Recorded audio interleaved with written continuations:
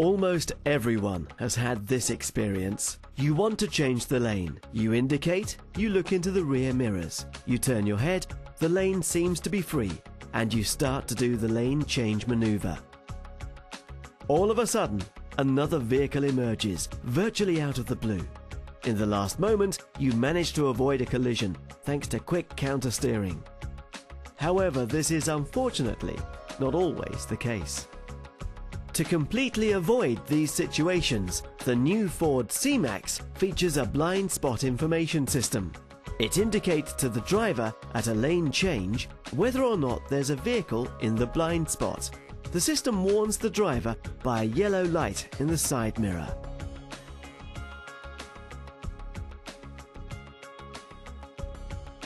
That is not the only new driver assistance system on the C-Max.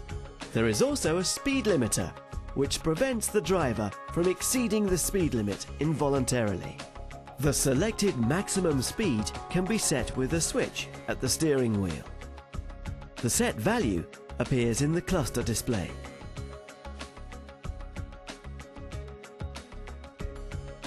When the chosen speed has been reached, further acceleration has no effect. However, if the driver has limited the speed to 60 km an hour due to a lane merger on the motorway, for example, and wants to quickly accelerate to 120 afterwards, he can override the system by a kickdown of the gas pedal. The speed limiter provides two big advantages: more road safety and fewer speeding tickets. Again, the blind spot information system could prevent an accident in a lane change situation. Compared with earlier generations, this system also operates at very low speeds. The Active Park Assist is another Ford assistance system which helps to reduce driving stress. At speeds below 30 km per hour, a sensor in the front bumper dynamically measures the distances between the parked cars.